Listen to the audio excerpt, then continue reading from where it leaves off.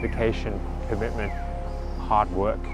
Ikigai, Shu-Ha-Ri, Kaisen, Wabi-sabi, Omotenashi. What can the Japanese people, one of the hardest working cultures and societies across the industrialized globe, teach me about hard work? If it's your first time here, my name is Wang. I'm a microbiologist, professor, YouTuber, and podcaster. And on this channel, we talk about science, technology, and careers. Today, let's explore 5 Japanese philosophies, starting with 5.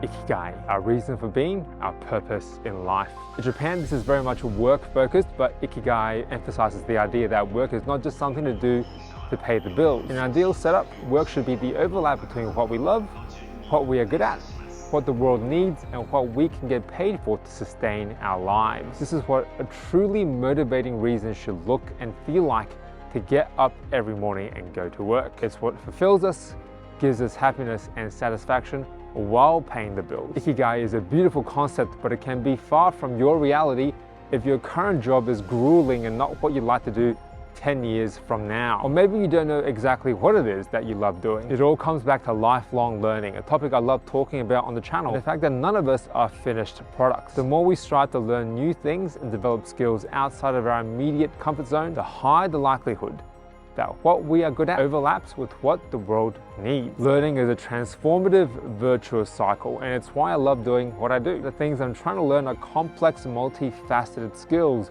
writing books, articles, video production, audio engineering for podcasts. It always feels like I'm not quite there yet with the quality of output in anything and everything I do. Which brings me to 4.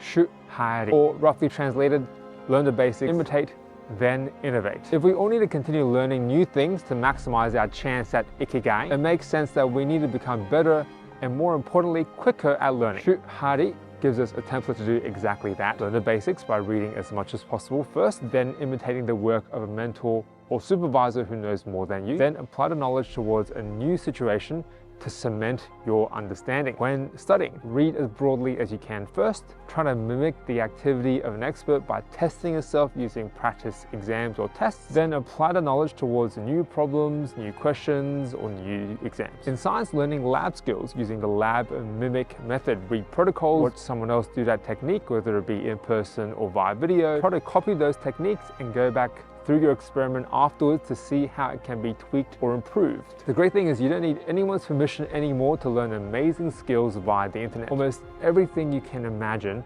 is freely accessible somewhere online. Depending on your innate ability and natural talents, though, learning can be frustrating. We may be impatient waiting for the arrival for our more accomplished and capable future selves, but the Japanese have an answer for this too. The idea of 3.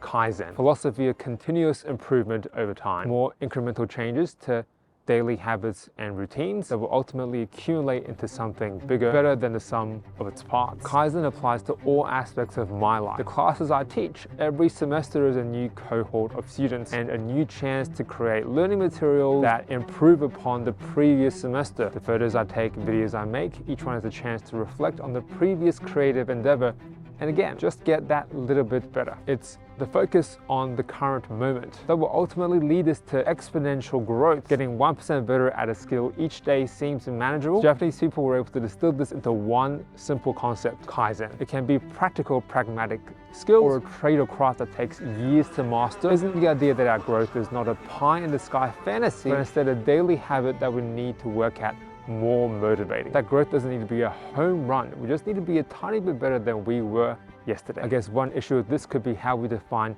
better. Here, there's a philosophy behind this. And of course, I'm talking about 2. Wabi-sabi, the beauty of imperfection, transience, and simplicity. A pair of jeans is not beautiful because of the color or the fit, but because of how it has faded over time into something that reflects the person who wore it. And the transience of the indigo dye is its own imperfect sense of beauty. The work that we do, the artifacts of our efforts, are not meant to represent or define us for the entirety of our lives or careers. They're simply a snapshot, a memento of what we were able to accomplish under those conditions at that point in time, before we then move on to new projects and start all over again once again. The impermanence of our current abilities is something to be savored, not diminished or scoffed at. We should feel excited about being works in progress because by definition it means we have more chances to learn, more bites at the apple. The Japanese people find beauty in imperfection, and this is a mentality shift we can all slowly make. We are the product of our work, not the other way around. And finally, the most inspirational Japanese philosophy I've come across in my travels is one,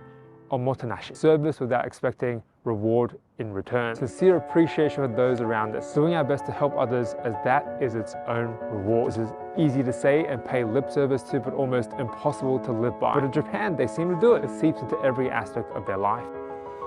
Bus, train, taxi drivers, cleaners, restaurant workers, salarymen, there's no job too menial, no task too mundane to not give it your all in service of others. I work in a field that is all about others, science and teaching, but I fall short of this mark every day. I get lost in the weeds in my own insecurities and don't focus enough on others through my work. I wish I could live out the true essence of Omotenashi and truly be selfless with the intention behind the work I do, but I think I don't really have to get the most out of it. The positive vibes I personally get from truly helping others means that it's really quite selfish of me to want to do a good job in service of others. It just makes me feel good. Hopefully over time I can learn to help others irrespective of my own feelings, good, bad, or indifferent. But at the end of the day, we're all imperfect, transient works in progress. My travels in Japan will be coming to an end soon, but I've learned so much through this experience already. If you're interested in my take on work-life balance, you can find my video on whether Jeff Bezos has the answers to work-life balance here. If you found this video interesting, consider subscribing to the channel or hitting the like button, it's very helpful, or listening to my new podcast, Crossover Connections, or my Substack newsletter, the same name. I'm Jack Wang. Thanks for watching. Hope to see you next time.